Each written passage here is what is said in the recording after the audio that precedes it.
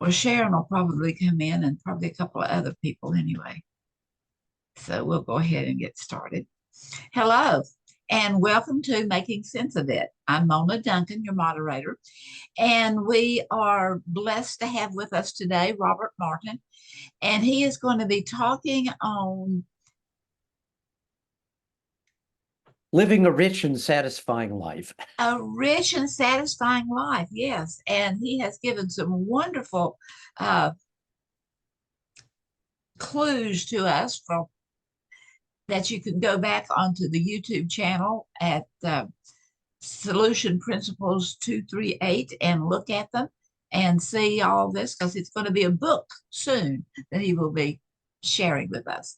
So, Robert, take it away.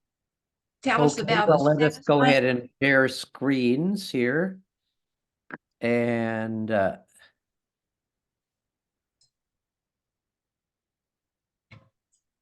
okay, is that visible now? Yes. So this is from a book that I'm trying to work on balancing work and life. And this is our last chapter called A Rich and Satisfying Life. And so we're just going to go ahead and go through this very quickly, and then there'll be time for discussion uh, later on. So one of the things that I came across on YouTube is this study at Harvard University, which has been going on for 85 years. And it says, what leads to happiness? And they've been following the same people since they went to Harvard, basically, as students, as undergraduates. And needless to say, after 85 years, many of them, they started this when they were in college and when they were maybe 18, 19, 20, whatever, many have died and whatever. But what they found is not what our culture teaches. And I think that's one of the big things that I get from, that I've always gotten from reality therapy and choice theory. And that is, this is not what our culture teaches.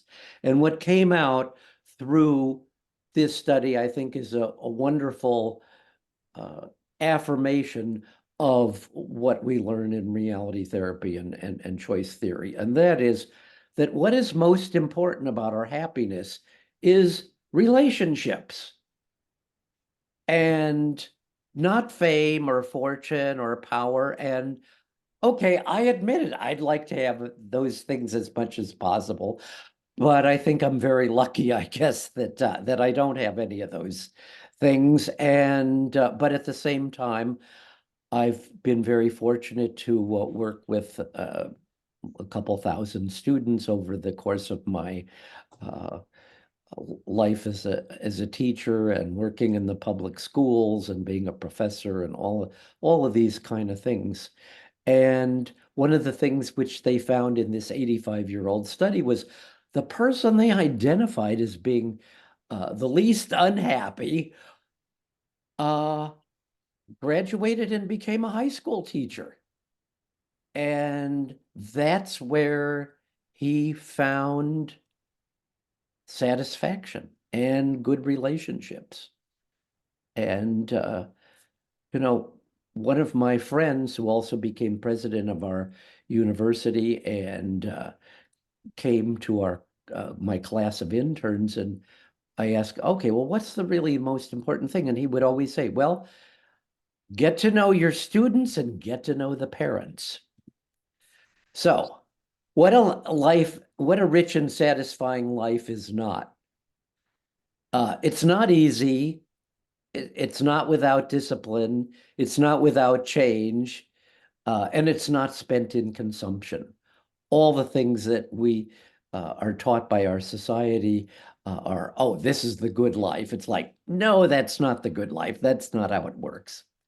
So here are some elements of a rich and satisfying life. Well, so relationships, the need for love and belonging, that's one of the basic needs. Satisfying work, in which we achieve power and competence, not over other people, but over the work that we're doing and over ourselves. Learning, which meets our needs for fun and power and competence.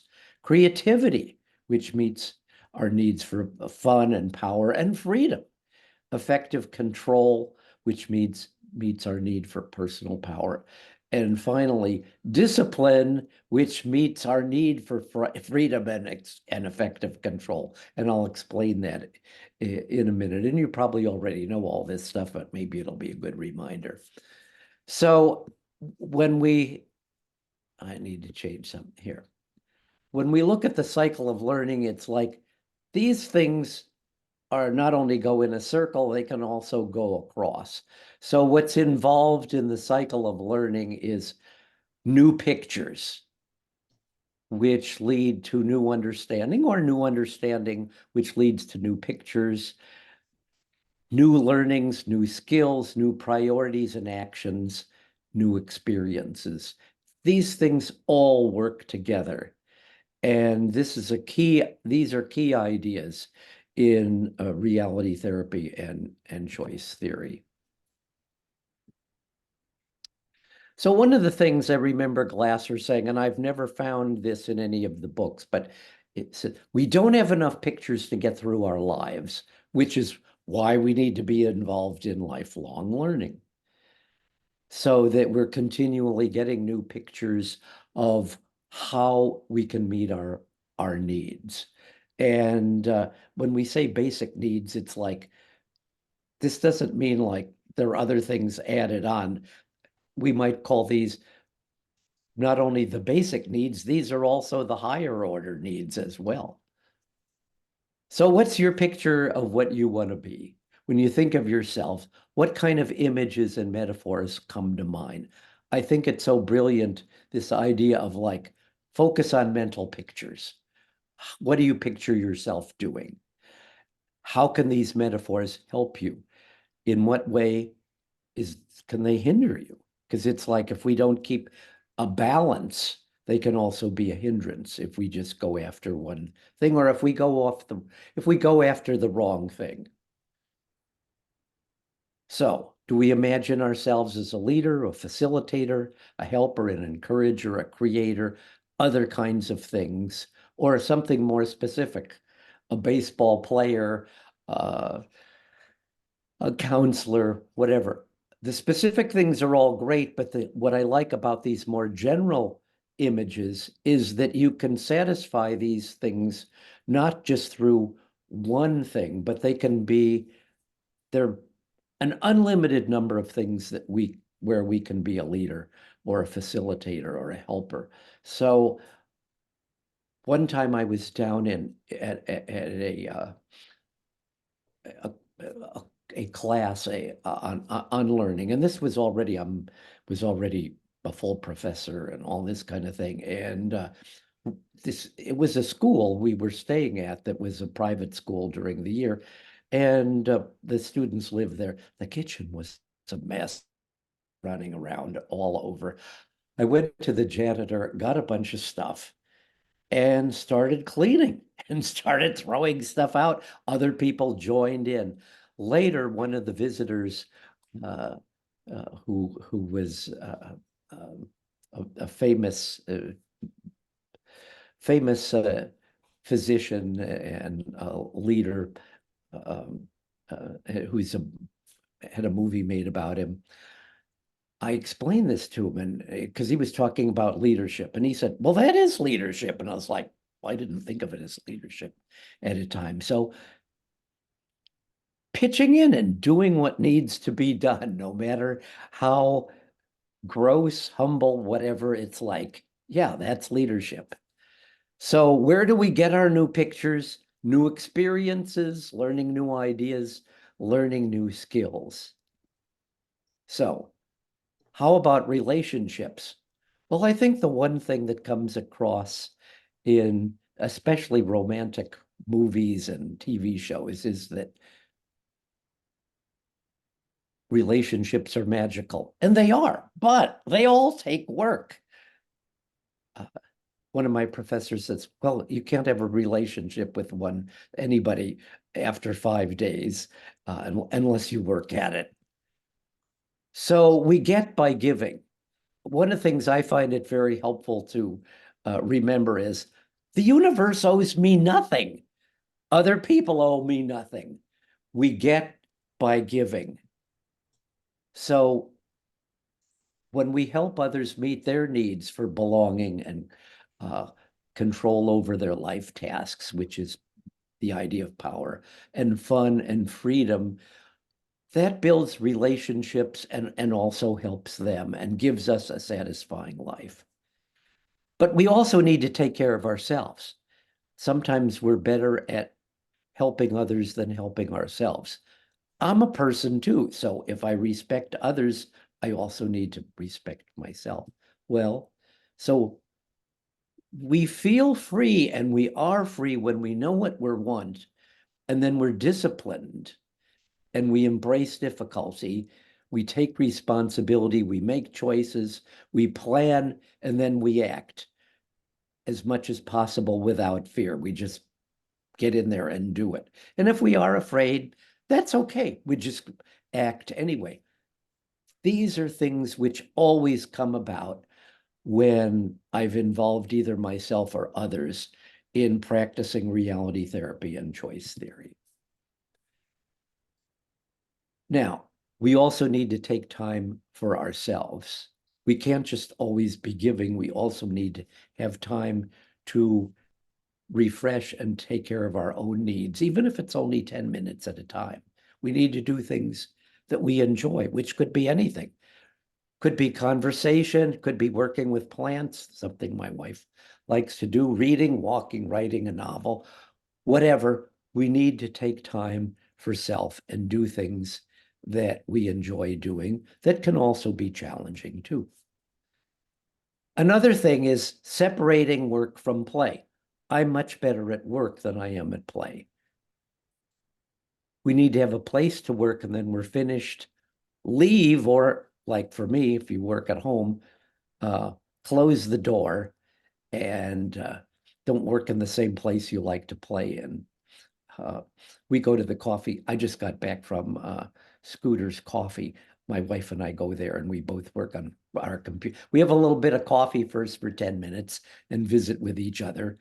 And then we each work on our projects on computer, of which making this presentation was one of them.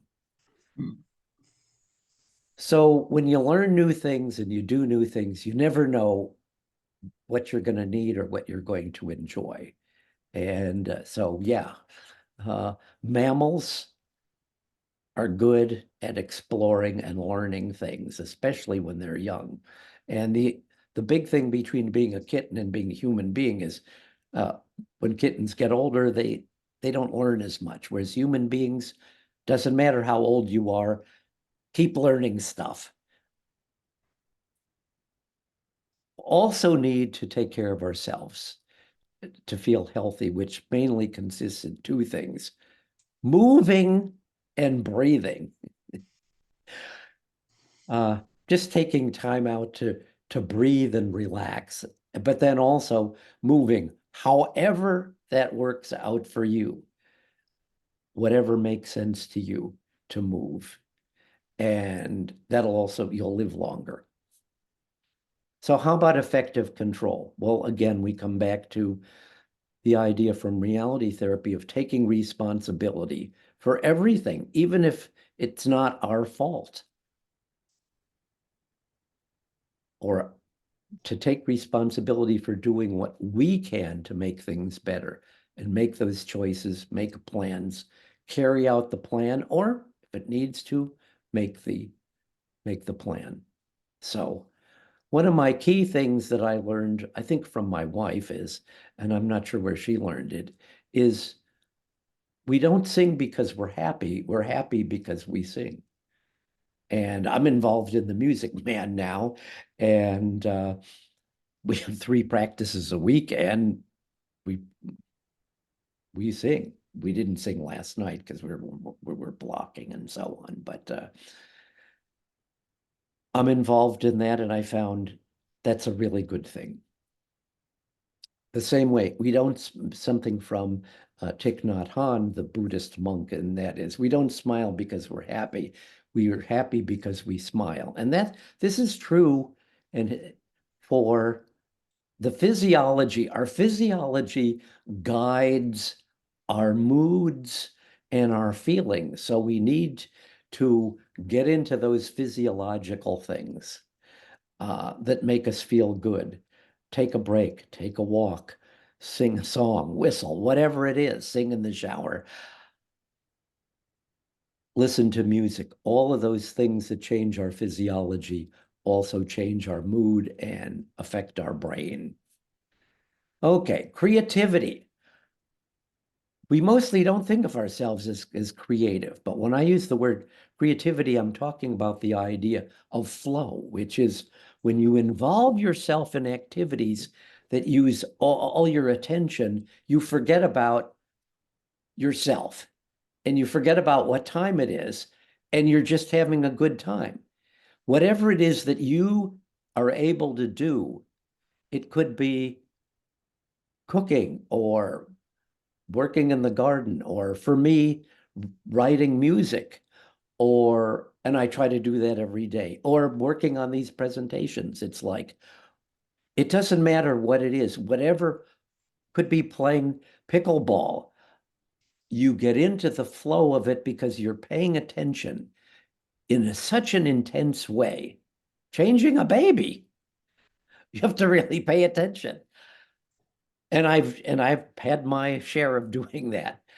You're involving yourselves in these activities, so you are in what Csikszentmihalyi, who's the kind of leader in creativity, has called flow. That's what creativity is. You don't have to be inventing something fancy. It can be any activity that involves you in paying attention and responding so that you forget all about yourself and even about what time it is, and you're just in that flow. Okay, to summarize,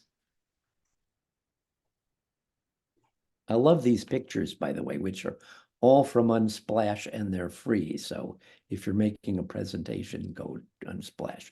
So all of the above slides have involved something that we don't hear much about in our culture, and that is, if you want a difficult and satisfying life, you need to face difficulties. And in fact, search out difficulties. Like whatever you want to do, you want to do it as well as possible. You want to find meaningful work and meaningful tasks. I'm retired, so I don't do anything that makes money. But I'm constantly doing activities which I find meaningful. And well, when you do a play, a musical, and people come to see it, they've also been to St. Louis, in my case, in Missouri, and they've been to the Fox Museum, the Fox, or they've been to Broadway. Well, they expect you to be just as good as if you're on Broadway. Now, maybe you are, maybe you're not, but it's like they expect you to be good. So, and to do all of those, you need to develop discipline. And it doesn't matter what the task is that you enjoy doing. Even Thich Nhat Hanh says, like, just wash the dishes. Well, do it to do the dishes. What he means is give it your full attention, get into it, and you'll enjoy doing it. So we want to choose freedom. One of the people that's really influenced me is Viktor Frankl, who is a psychiatrist who wrote this wonderful book called Man's Search for Meaning. He was a psychiatrist. He was an MD. He was from Vienna, but he got caught up in the Second World War. And as a Jewish doctor, he was in a concentration camp. And what he found was, even in a concentration camp, if you can retain your freedom by choosing how you're going to respond to your situation. And he did that, and he helped other people to do that. And that was very, very powerful. And I recommend his book to you. So we all need to reflect on what we're doing. What's your picture of a balanced life? What are your strengths? Try to identify what those are and make those stronger. Where do you see yourself most at risk of becoming discouraged? And then what can you do about it? I know for me, I need to be careful not to be working all the time. I need to do things where I'm in the flow of creativity, having fun. So who in your past or present influenced you in a positive way? And how can you use that to try to be more like them? So embrace difficulty. That's kind of summarizing here. I love this picture here. So you see our person climbing a really difficult rock, but you also see she's hooked into ropes and so on. So if she slips, she's not going to die. Whatever difficulty you embrace, you always want to do it in a safe way that yeah, there's a safety net for you. And you need to keep a balance. So we all need to ask, what am I putting too much emphasis on? Is there a part of my life that I'm emphasizing too much? We have all of these roles. What are the roles that are being crowded out, particularly roles that are part of relationships? Is there, if I'm working on projects or work, is there anything I'm putting too much work, too much emphasis on? And then is there anything that I'm putting off? I know there are always things I'm putting off. It's like, oh, well, I'll get around to that, but then I don't. And what could I do to not put that off? So I think the thing to see is life is a journey that we don't want to see end. We don't want to reach our destination. So if you treat the journey as the goal, as your main goal, then whatever goals along that you're searching, that you're working on, those are all great, but keep in mind, the journey itself is the goal. And in fact, the cognitive research shows that where we get our most satisfaction is not from completing the goal, which is important, but moving toward it.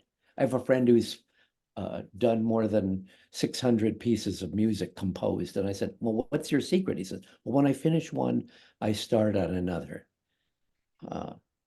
So we need to focus on the progress that we're making. So I like this quote from Thich Nhat Hanh, the Buddhist monk. There is no way to happiness. Happiness is the way, which I believe is a similar thing that Abraham Lincoln said, is like, well, we're all about as happy as we decide to be. So, and finally, this is my quote that I've read decades ago that I really like, that I try to remind myself from David Viscott, and this is a paraphrase. You can have an easy and unsatisfying life, or a satisfying but difficult life. There is no easy, satisfying life. I was so grateful to learn that because it means if I'm having difficulties with things, it's like, as long as I'm fully involved in whatever the difficulty is, that's fine because I'm in the flow of it. And well, like the Music Man, it's an effort. And learning my lines are an effort, and I have to struggle for this, but it fully involves me and I feel like I'm alive. And to me, that's the important thing. Make an effort to do things that are hard and difficult, but are still within possibility for you. You gotta know what you're capable of, and then go for it. And I think you'll have a rich and satisfying life. So thank you very much. And we're going to switch off. Well, Robert, thank you very, very much. Let's stop the, okay, yes, yes, yes, yes. I have a correction for you in that you disavowed having fame, fortune, and power. And I think you are a person of fame, fortune, and power. And we appreciate your input and the things that you help us to learn and to know. So we've have several people that have joined us, and we're going to close the airways so that other people can listen to your wisdom, and those that are here can ask questions and make comments. So thank you for being here for the presentation, and many blessings to all. And I'd like to say one thing, and that is, I didn't invent any of this stuff. I learned it all from other people and books and videos and all, and life itself. And I think this is open to all of us. We don't have to invent this stuff. It's there for us. We just have to search it out. All right, very good. Thanks.